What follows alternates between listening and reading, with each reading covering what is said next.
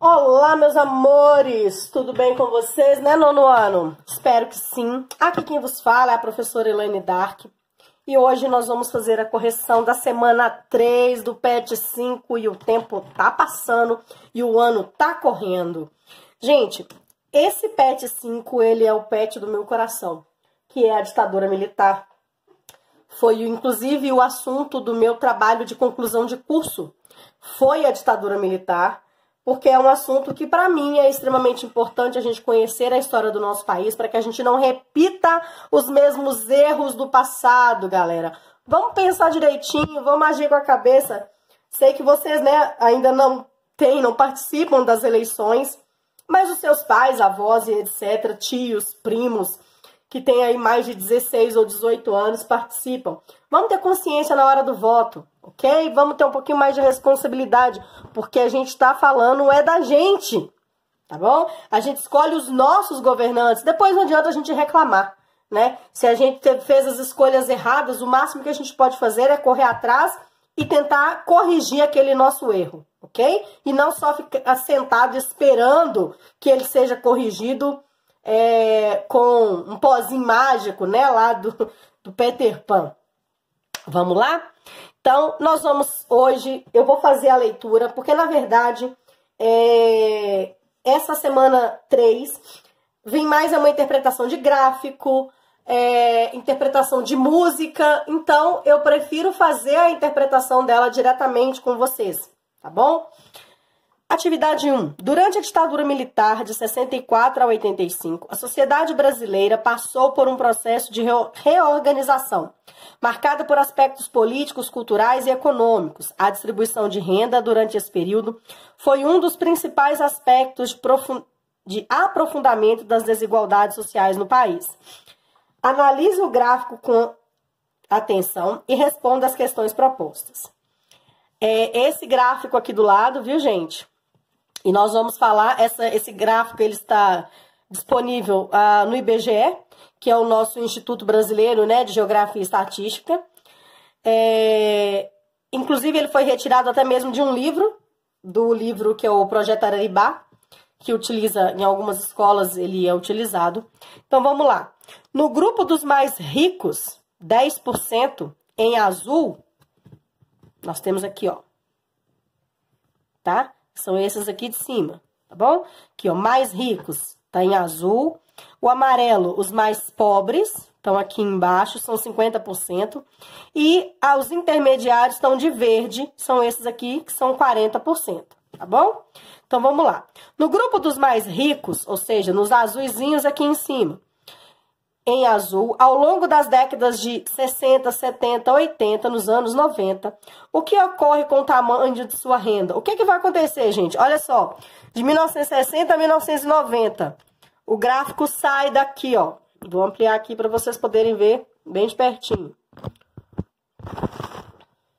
O gráfico, eles vão sair de 39 para 48. Então, o que acontece? A renda deles aumentou, ela foi ampliada, ela foi extremamente ampliada, ok? Agora vamos lá nos mais pobres, que é essa parte amarelinha aqui de baixo. No grupo dos mais pobres, 50% em amarelo, ao longo das décadas de 1960 a 70 e 1980, o que acontece com o tamanho de sua renda? A renda deles diminui, ela foi reduzida. Olha só, ela passa de 17,4 para 11,4, ela cai 6 pontos. Os movimentos de resistência à ditadura, em parte, podem ser explicados pela insatisfação popular ao regime, seja pelos abusos cometidos ou pelas crises que se estabelecem nesse período. Comente a participação dos movimentos de resistência à ditadura no Brasil. Destaque suas principais reivindicações. Tá aqui, ó. Os grupos reivindicavam maior participação política, o fim da censura, a democracia, a liberdade para todos entre todos, Atividade 2. Gente, a ditadura militar foi um período muito conturbado. Eu enviei para vocês já nessa semana alguns vídeos, algumas coisas para vocês poderem assistir, alguns depoimentos que eu acho super válido para que a gente possa conhecer. Claro, a gente vai conhecer pessoalmente, né? A gente não tem, no atual momento, a gente não tem condições de conhecer pessoalmente, mas a gente pode conhecer de forma indireta, né? Algumas pessoas que passaram por esse processo da ditadura. Atividade 2. Durante a década de 60 e 70, cada vez mais o movimento estudantil organizado pela União Nacional dos Estudantes, UNE, se tornava um dos principais canais de resistência à ditadura. A morte do estudante Edson Luiz, em 1968, se tornou um símbolo do movimento contra a ditadura civil-militar do Brasil. Não concordo com esse civil, tá? Mas tudo bem. Quais eram as principais demandas dos estudantes naquele período? Ou seja, quais eram as maiores reivindicações deles? Desejavam liberdade de... Aí eu coloquei. Quais eram as principais reivindicações? Desejavam liberdade de expressão política e social. Eu pus aqui um pequeno texto, um parágrafo, na verdade, que eu retirei do site Ditadura Nunca Mais, tá? Sobre o movimento estudantil da época. Nas décadas de 60 a 70, o movimento estudantil brasileiro foi um importante foco de resistência e mobilização social à ditadura civil-militar. Organizados em diversas entidades representativas, como os DCEs, Diretórios Centrais Estudantis, do qual eu também já fiz parte, a UES, União Estadual dos Estudantes, também, e a UNE, União Nacional dos Estudantes, também fiz parte durante a faculdade. Suas reivindicações, protestos e manifestações influenciaram os rumos da política. Os estudantes protestavam por causas específicas, como ampliação de vagas nas universidades públicas, por melhores condições de ensino, contra a privatização e também em defesa das liberdades democráticas e por justiça social. Pesquise sobre outras pessoas perseguidas, presas e ou mortas pela ditadura e monte uma pequena ficha biográfica. Eu coloquei, aqui tem dois modelos, tá? Que é a Valquíria Afonso Costa e o Idalísio Soares Aranha Filho. Eu coloquei apenas 3, mas eu coloquei o site onde vocês podem encontrar essas informações. Também é o site Memórias da Ditadura, tá? Tá aqui, ó. Eu vou colocar... Eu acho que eu até coloquei no grupo já pra vocês. Que é esse aqui, ó. Memórias da Ditadura. E esse aqui de cima tá no Ditadura Nunca Mais. Tá? Eu coloquei essas 3 pessoas aqui, que constam lá, né, como desaparecidos ou mortos. O primeiro é o Marco Antônio Braz de Carvalho. Ele nasceu em Angra dos Reis, em janeiro de 1940. Ele era desenhista mecânico, fazia parte da ALN, que é a Ação Libertadora Nacional, e foi morto em 28 de janeiro de 69, em São Paulo. Aqui do lado eu coloquei Jane Vanini. Ela nasce no dia 8/9 de 45. Ela era estudante universitária. E a data de morte ou desaparecimento, que não sabe, né? Não foi encontrada. Então, teoricamente, está morta, né? No dia 6 de dezembro de 76, em Concepción, no Chile. Porque ela teve que se refugiar no Chile, mas foi morta lá do mesmo jeito. Aldo de Sá Brito Souza Neto. Ele é do Rio de Janeiro, também, nascido no dia 20 de janeiro de 51. Também era estudante, fazia parte da Ação Libertadora Nacional, assim como o Marco Antônio, e foi morto no dia 7 de janeiro de 71, em Belo Horizonte, Minas Gerais, nossa capital mineira. Triste isso, né, gente? Agora nós vamos falar de uma das coisas que eu mais gosto, que é música. E essa música aqui toca na alma, que é a música Cálice. Ela é uma música do Chico Buarque e do Gilberto Gil. E ela foi gravada em 1973 e foi censurada também no mesmo ano pelo governo do Médici, né? O Emílio Garrastazu Médici. Nessa época surgiu o chamado movimento tropicalismo, que era composto por várias pessoas, entre eles Caetano Veloso, que graças a Deus tá vivo até hoje. Gilberto Gil, Gal Costa e vários outros, tá? Todos eles aqui, não todos estão vivos, tá, gente? Os 3 nomes aqui estão. E essa música, ela vai nascer como um protesto total. E por que ela chama Cálice? Eu vou explicar aqui pra vocês, e eu mandei pra vocês no grupo, vou mandar mais uma vez, um vídeo do próprio Gilberto Gil, explicando o porquê dessa música. A letra dela é sensacional. Pai, afasta de mim esse cálice. Pai, afasta de mim esse cálice. Pai, afasta de mim esse cálice de vinho tinto de sangue. Como beber dessa bebida amarga, tragar a dor, engolir a labuta, mesmo calada a boca, resta o peito, silêncio na cidade não se escuta.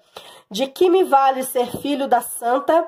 Melhor seria ser filho da outra realidade, menos morta, tanta mentira, tanta força bruta.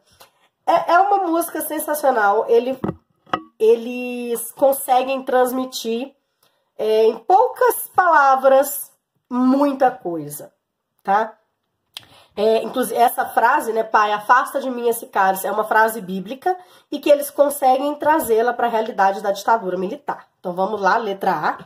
Quais os sentidos possíveis para a palavra cálice na canção acima? De acordo com um dos autores, o cálice, no caso de Gilberto Gil, tá, gente? O cálice representa o sofrimento que passavam, assim como o de Cristo, tá? Que é o sofrimento da ditadura militar. E também faz uma ligação com a censura. Cálice se assemelha ao som de cálice. Ao mesmo tempo que ele faz uma referência ao sofrimento com o cálice, né, com a dor, saber que Jesus Cristo lá na Santa Ceia sabia que ia morrer e estava lá fazendo a ceia, né, com os outros discípulos. Cálice lembra muito o verbo, né, cálice, o verbo calar, né, que era o que a ditadura militar estava fazendo com todos, né, o que a censura fazia com todos. Cálice, não fale mais nada, você não tem direito de falar. É muito louco, essa música é muito doida. De que forma a canção popular acima reflete o movimento de resistência política e cultural ao regime ditatorial daquele período? Ela é uma canção de protesto com metáforas e duplos sentidos, a repressão, a censura e a violência da época da ditadura do Brasil. Você conhece outra canção popular do período que também tenha realizado uma profunda crítica ao regime? Gente, eu conheço várias. Eu coloquei uma aqui que por acaso também é do Chico Buarque. Elabore uma pequena ficha apresentando o nome da composição, data e as principais críticas. Eu coloquei aqui, autor Chico Buarque, lançado em 1970, e chama Apesar de Você. Chico Buarque foi alvo recorrente da ditadura, tendo dezenas de músicas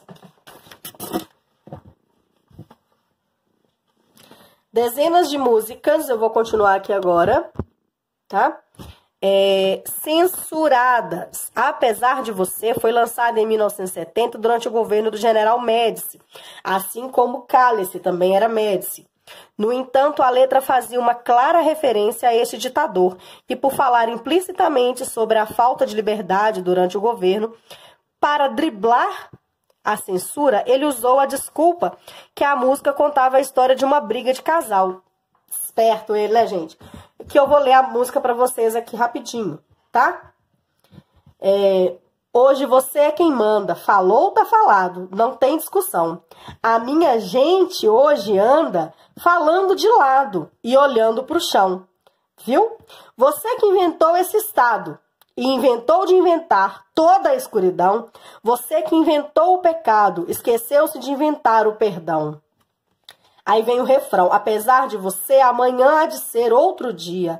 Eu pergunto a você onde vai se esconder da enorme euforia. Como vai proibir quando o galo insistir em cantar? Água nova brotando e a gente se amando sem parar. Quando chegar o momento, esse meu sofrimento vou cobrar com juros. Juro! Todo esse amor reprimido, esse grito contido, este samba no escuro. Você que inventou a tristeza, ora, tem a fineza de desinfetar. Você vai pagar e é dobrado cada lágrima rolada nesse meu penar. E aí vem o refrão, mais uma vez, eu não vou ler para vocês, porque tá muito grande. Agora vamos para a letra D. Gente, essa música é muito boa, tá? Muito, muito boa. Pensando com o presente. Você conhece, entre seus ou suas, músicos ou músicas, preferidos ou preferidas, alguma canção que nos ajuda a refletir hoje sobre as condições em que vivemos? Selecione uma e a apresente brevemente. Gente, eu pus uma aqui, mas ela é gigante, que é uma que eu sou apaixonada, do Emicida, que chama Boa Esperança. E aqui eu coloquei só um pequeno trecho dela, porque ela é mais ou menos uns 7 minutos de música. Tá aqui a artista Emicida, lançada em 2015, chama Boa Esperança. Ela escancara a luta de classes e discriminação. Há mais de 25 anos, o Brasil viu nascer a lei que determina pena de reclusão para quem praticar atos de discriminação ou preconceito de raça, cor, etnia, religião ou procedência nacional. Porém, passado tanto tempo, é notório que a lei não foi o suficiente para fazer com que a população negra deixasse de ser vítima de violência racial. Aqui está a música. Por mais que você corra, irmão, para a sua guerra, vão nem se lixar. Esse é o X da questão. Já viu ele chorar pela cor do orixá? E o camburão, o que são? Negreiros a retraficar? Favela ainda é senzala, João. Bomba, relógios prestes a estourar. O tempero do mar foi lágrima de preto. Papo reto como esqueletos de outro dialeto. Só desafeto, vida de inseto imundo, indenização? Fama de vagabundo. Nação sem teto, Angola, quieto, Congo, Soweto. A cor do Etô, maioria nos gueto. Monstro sequestro, captatis capta. Violência se adapta. Um dia ela volta por 6. Tipo campos de concentração, prantos em vão. Quis vida digna, estigma, indignação. O trato liberta ou não? Com essa frase, quase que os nazi. Varre os judeus à extinção. E ela continua, porque ela é muito, muito, muito, muito grande. Agora é a sua vez. Gente, essa história aqui é a história da Zuzu Angel. Tem um filme, eu inclusive postei pra vocês no grupo. É um filme sensacional, que eu já assisti, acho que ele umas 3 ou 4 vezes. É um filme que vai contar a história de uma estilista brasileira, que é a Zuzu Angel, famosíssima. E o filho dela, o Stuart Angel, foi morto, né, pela ditadura militar. Ele tinha 26 anos, cursava economia na Universidade Federal do Rio de Janeiro. E ele foi morto no dia... ele foi morto e logo pouco tempo depois, ela também foi morta num acidente de carro no dia 14 de abril de 1976. Atualmente, né, o governo já assumiu que realmente não foi um acidente, ela foi assassinada. Foi um acidente comprado, digamos assim. Mas mesmo assim ela não deixou de reivindicar, ela não deixou de questionar, tá? Para você se inspirar. Escrever cartas era um hábito de muitas pessoas que buscavam se comunicar com seus filhos, filhas, mães, pais, amigos e amigas. Nem sempre essas cartas chegavam aos prisioneiros políticos, embora nele estivessem sonhos, esperanças, histórias e desejo de reencontro. Escreva uma carta para os familiares das pessoas perseguidas e mortas pela ditadura. O que você partilharia? Essa é uma forma de exercitar a empatia e a solidariedade, valores fundamentais da educação pública. Na volta às aulas, poderá conversar com seu professor ou professora e, quem sabe, poderão juntos descobrir uma maneira de enviá-las. Gente, façam essa carta. Procura lá no site, naquele que eu indiquei para vocês, que é o site Memórias da Ditadura. Vocês vão achar muitas pessoas desaparecidas ou mortas. Procuram essas pessoas, procurem, né? Façam uma carta e quem sabe a gente pode enviar essas cartas futuramente, né? É uma forma, um carinho, né, com pessoas que sofreram tanto por nós, né, gente? Vocês podem achar que não, mas se hoje nós temos liberdade de falar, liberdade de expressão, é graças a muitas dessas pessoas que morreram lutando por nós na ditadura. Que tal escrever também uma carta para algum amigo ou amiga que você não encontra desde o início do isolamento social? Escreva como tem sido esse período, sobre as coisas que você tem experimentado, aprendido e partilhado. Guarde essa carta e no retorno às aulas poderemos discutir com os colegas sobre as experiências de cada um durante esse momento. Afinal, história se faz também com registro. Essa questão ela é pessoal, tá, gente? Cada um escreve para quem quiser, tá? Não tem como a gente falar para quem vocês devem, eu falar para quem vocês devem escrever. A minha sugestão é que escrevam para, né, procurem no site Memórias da Ditadura e escrevam para pessoas que estão lá, assim como aquelas 3 que eu coloquei aqui para vocês. Assim como vocês também podem escrever para alguns dos artistas. Por exemplo, Gilberto Gil, né? Por que não? Ele também passou pela ditadura militar. E escrevam para algum colega de vocês, para que vocês possam contar um para o outro. Claro que eu sei que existe o WhatsApp, né, gente? É óbvio. Mas quem sabe, né? Receber uma carta de alguém ou enviar uma carta para alguém que nos é caro a amizade, né? É valiosa a amizade. Então, abraços, fiquem com Deus. Encerramos por aqui a semana 3 do PET 5.